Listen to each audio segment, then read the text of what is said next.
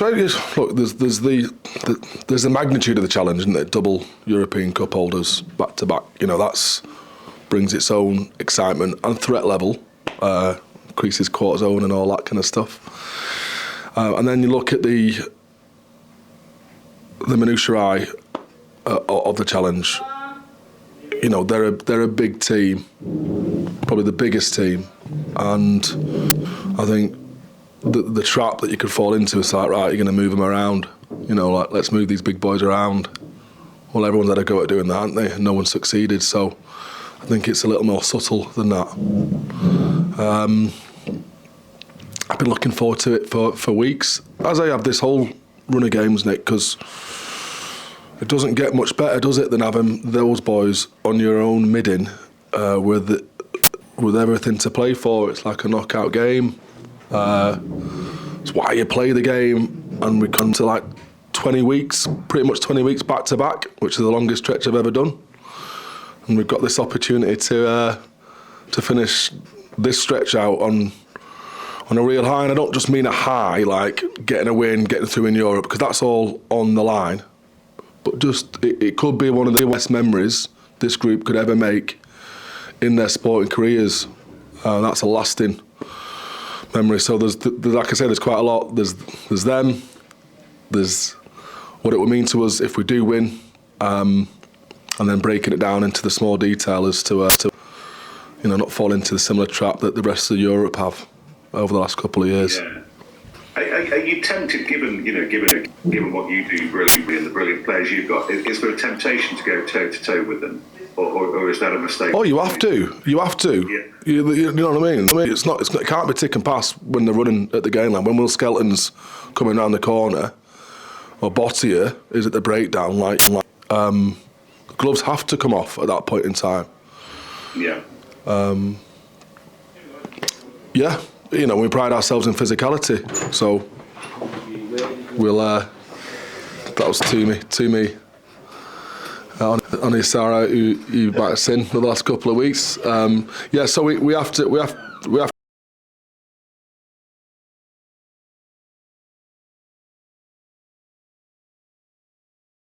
This battle, you've got to at least get some kind of parity on the game line. So what won the difference? What wins it for you this weekend? I'll be telling, won't it? I was just going to dip into personnel, but it's a little bit early to tell you who's back. I know Kieran will be chomping at the bit asking. All right, look, let's just have a look. I mean, if you saw last weekend, yeah, decimated by injury, even more so by illness in the week. Like, if that game happened on Friday, not Saturday, we wouldn't be able to play that game, Nick.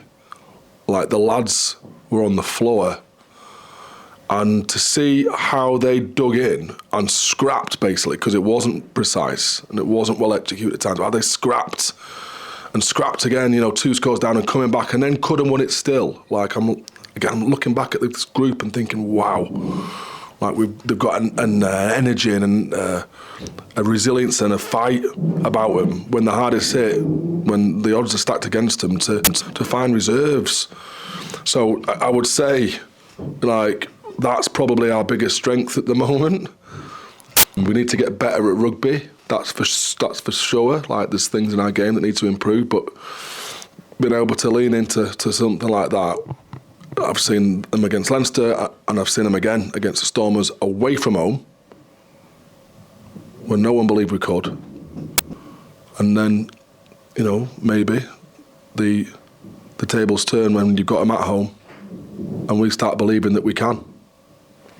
Yeah. Sorry, last one from me. I know I'm hogging this, but when you say you've got to get better at rugby, yeah, are there things that you can talk about publicly at the moment? Yeah. Obvious to lots of people. Yeah. Things that I've been mentioning in the last 3 weeks, things that continue to be a focus, and that's attacking ambition and execution, effectiveness in that opposition 22 when we do get down there, and that starts with a primary possession. Just line out some shots and wins. We've given over too many in the last couple of weeks that have meant we haven't been able to capitalise on pressure and territory. Brilliant. Cheers up. Thanks for your time. Cheers, Nick. Afternoon, Alex. You've kind of preempted the inevitable question about injuries. In terms of players that didn't play last weekend, are there any back that are fit and available for selection this weekend? Yes, is the answer. And we've still got to take him day by day. George Ford trained today, and no promises there. Dan Dupree, Nick Schoonert, Tom Roebuck. Were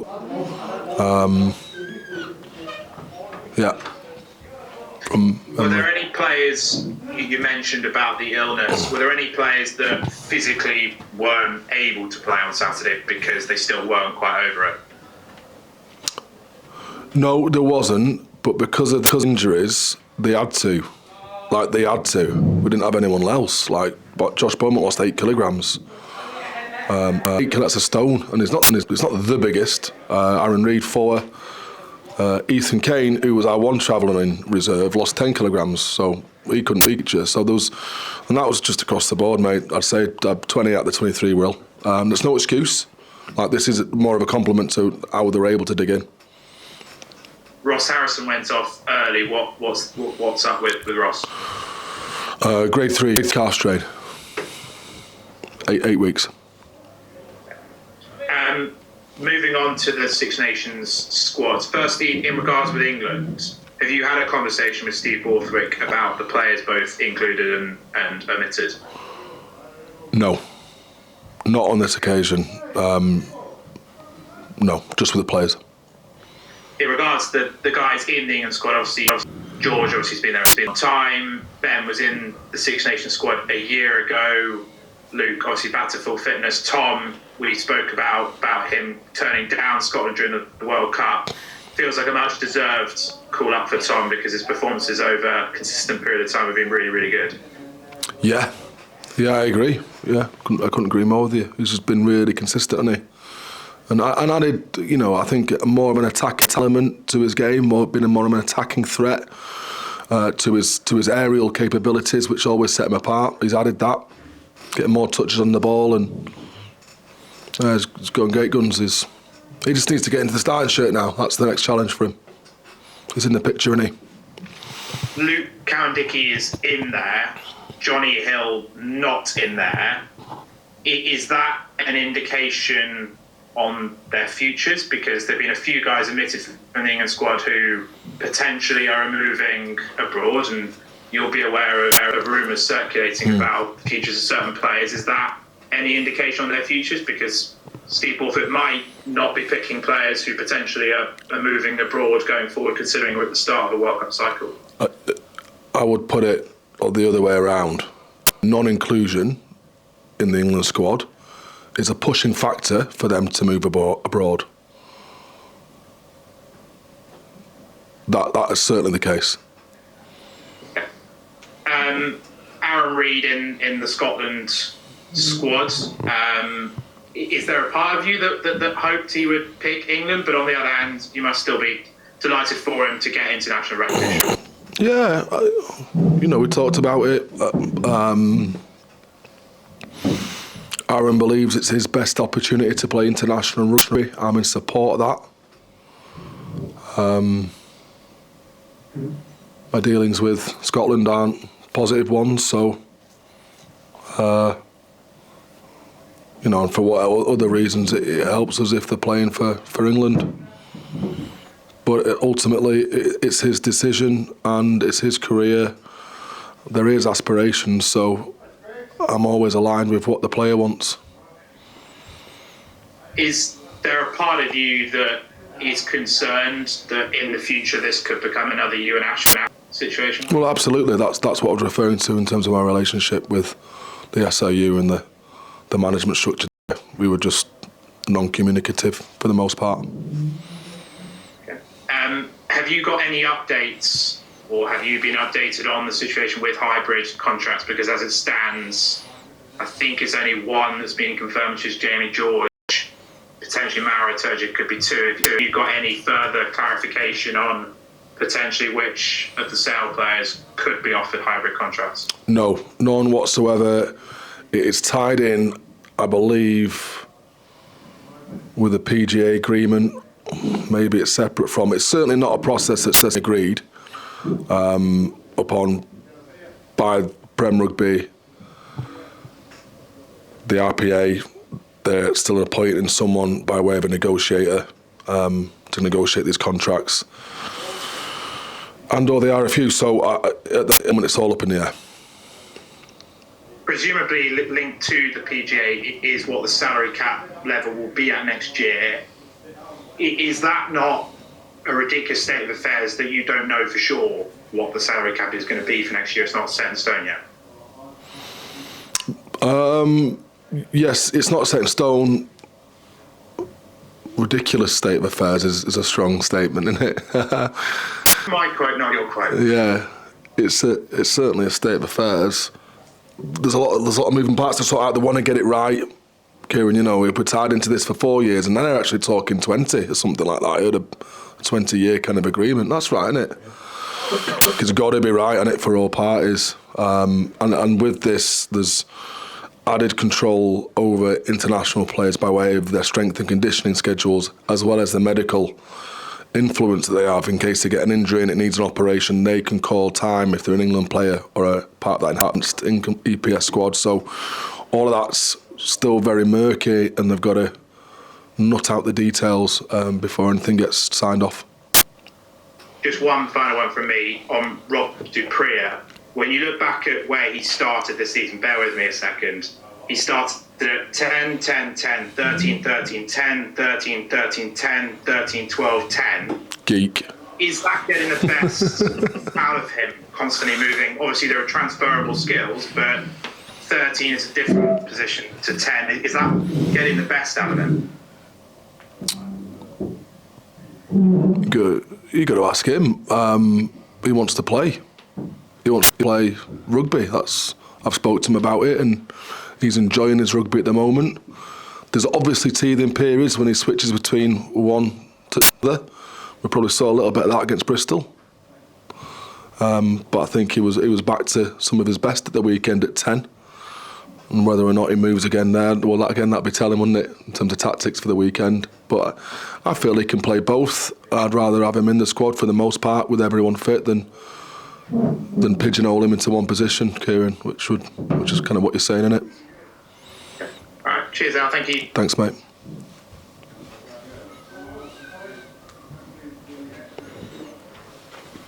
Claire, how are you? You're new. You're new to the. Well, not that new. You were wrapped up, weren't you, last time? You had a beanie on and stuff. The running wear. Yeah, and your athletic gear. I've been safely indoors today, keeping warm like a sensible person. Cool. So I was very, very jealous of how gorgeously hot it looked down there on Saturday, minus the food poisoning. Yeah, I managed. I managed to escape it, Claire. I was all right. I actually was in Cape Town in December, and I had exactly the same thing. Did you? I'm very pleased. No, it's actually quite nice. Quite a bit of comfort in numbers, perhaps. Yeah. It was susceptible to a bit of dodgy ice. Oh well, I won't go to too much detail, but Ben Curry at one point thought he was targeted. He thought that they were just going after him and Tom. Like, please don't write this up, because he realises now that it wasn't, like, because everyone else was dropping around him as well. But that's the paranoia of a professional athlete and someone who's clearly on the spectrum, as Ben is. It's giving South Africa World Cup vibes, definitely. Yeah. Well, despite them all being sick as dogs, you were such a nuisance on Saturday. You could just see Stormers getting more and more wound up as the afternoon progressed. And now you're coming up against a team who pride themselves on their ability to keep the ball alive. So how much of a focus this week has been killing possession? We haven't really got into that so much in terms of what we do with them ball in hand. The focus has more been around the collision. Stormers are a low phase, quick ruck, but then quick compete team. And on transition, on that transition, they spread the ball wide. There's a slightly different threat, La Rochelle. In terms of keeping the ball alive, if you win the collision first and foremost, very difficult to offload. If you're going back on roller skates, you've got two-man tackles, if you're locking that ball up. So that's all around the physicality, like on the game line that Nick mentioned there. Big focus on that, and we'll lean into it more tomorrow. There's no point in this business in dealing in hypotheticals, but bear with me for just a second. Go on. You've played La Rochelle in round 1. Yeah. They've been in a pretty barren patch of form. They're rounding into something now. They found a bit of a purple patch. But actually, is it nicer to play them now where it's a straightforward shootout? Does the simplicity of that appeal to you? Yes, very much so. It's easy hindsight, isn't it? Like, oh, should have played them then. When, like, instead of Stad, when we were quite obviously like hitting some form at that point in time.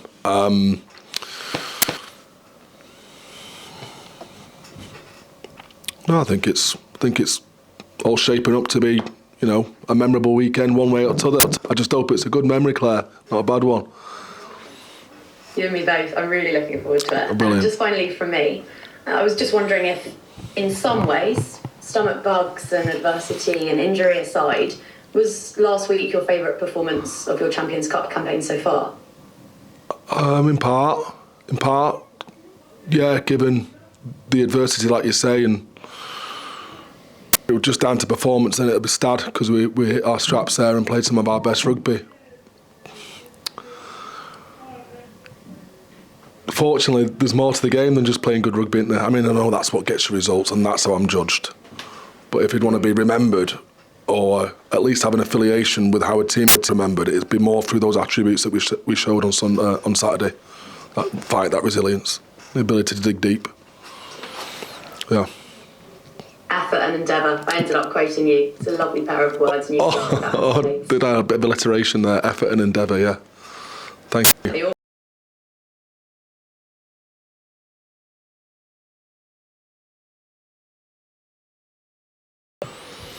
Hey Brendan, how are you, mate? I'm grand. How's yourself? Yeah, like I say, pretty good. Change is as good as a rest, innit? And a bit of vitamin D.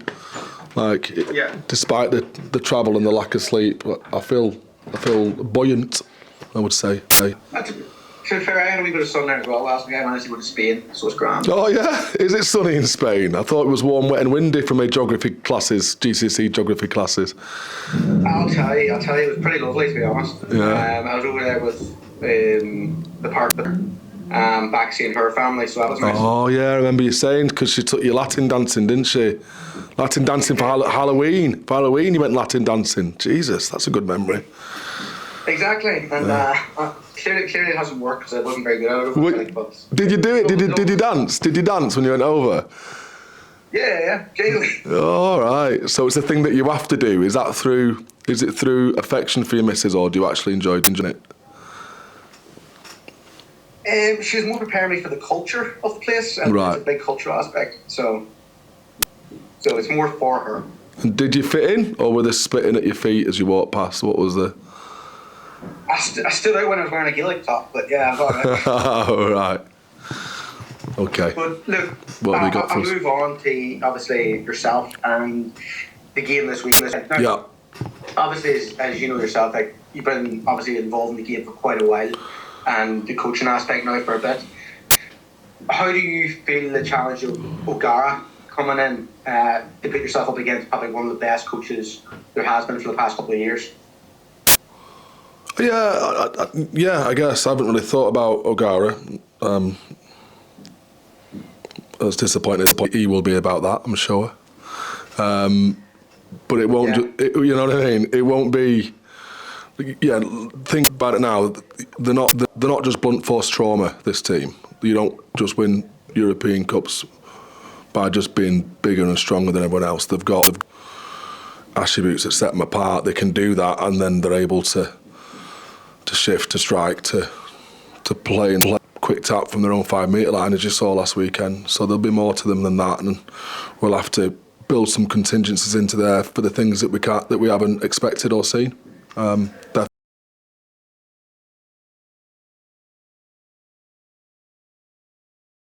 On the touchline, so there's Is he man for this game too?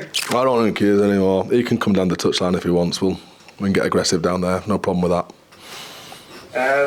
But obviously, with your performance there last weekend, you're saying you're very proud, despite obviously all the kind of hurdles that are put your way. What elements of that would you want to bring from that performance to this week? Well, this one and the Leinster one, like the two of the best teams in the world away from home, and not one point did we go there to make up numbers. Like we went for them on the front foot.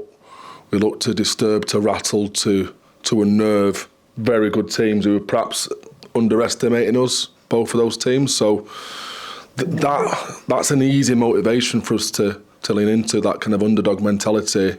No one gives you a chance. Well, we'll show you in the world type mentality. That's something that we definitely want to tap into again this week. Okay. And obviously, in regards to the game at the weekend, like, where could you see, obviously, as you say, like, the kind of teams have tried to tactically analyse them and see where they're weak? Is there anywhere you've noticed yourself, you don't have to mention, but where you could possibly target them? There's not many places, is there?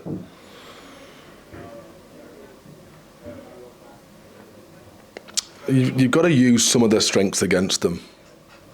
You know, I'll leave it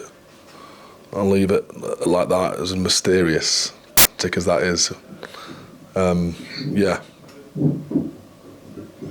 That's fair enough. No worries, Alex. Look, I'll see you down there on Sunday. Yeah, I hope so, mate. And I hope so. It'll be better. Hopefully, a better result than what it has been the last couple of times I've seen you. Yeah, I'm sure it will be. So I'll stop chewing your ear off and let someone else talk to you. We got two believers then at the group. Yeah. No worries. Talk to you. Cheers, Brendan. Hi, John. Hi, Alex.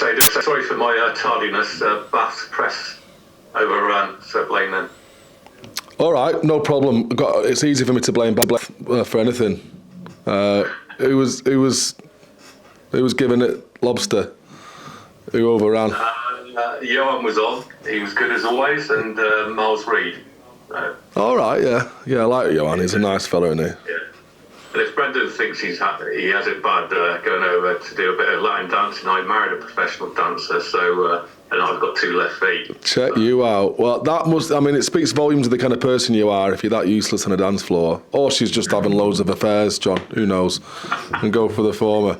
Because of my tardiness, you probably answered everything about England's squads and everything else. So Miles has probably got a lot better questions than I would have, and at the risk of repeating everyone else, I'll pass over to Miles. Oh, good lad, John. It's very altruistic of you. Hi, Miles. Hi, Alex. So that's a big build-up, John. Thanks for that, mate. Yeah, you've got to deliver now. Better be good.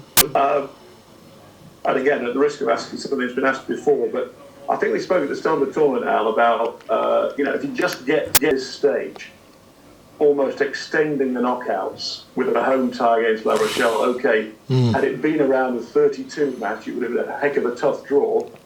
Team that won it the last 2 occasions, but given the pool that you're in and had to get through, would you have taken this as a scenario at the start, just to give yourself a shot to go through? Yeah. Home game at the end. Yeah, definitely would have taken this, and you take game by game, don't you? But it's what. If I could have planned it, people think I planned it last week. People think that we rested players and stuff. If only that were the case. If only we had the option. But we do have some coming back, and it is a home game, and it's all lined up really, really sweetly. And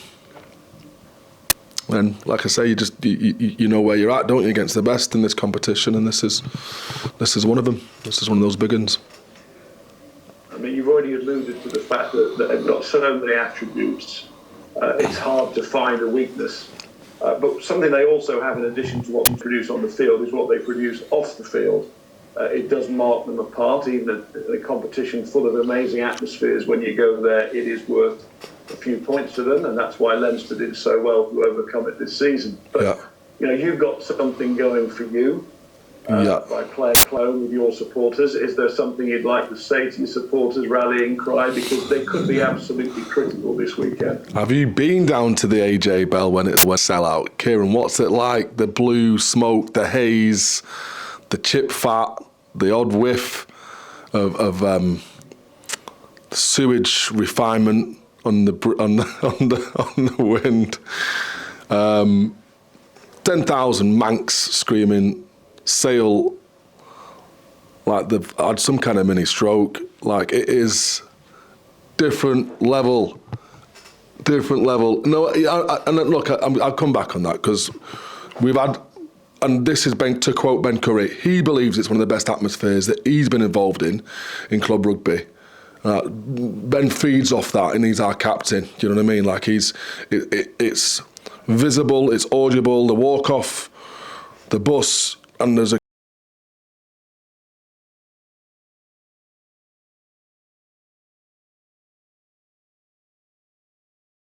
on the tables for the lads, before the game, and in the captain's run, stick them in the changing rooms. And this is from a group that had maybe 3,500 hardcore before the sellouts, and now we're selling the place out. Like, it means a lot to us to have a region behind us, to have that kind of gathering support and returning support. Last game was a sellout.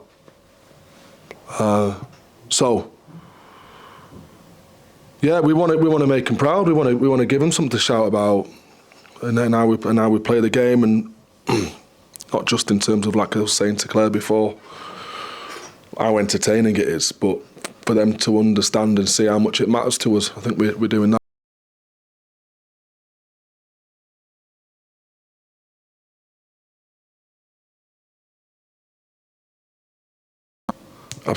Yeah, absolutely. Yeah.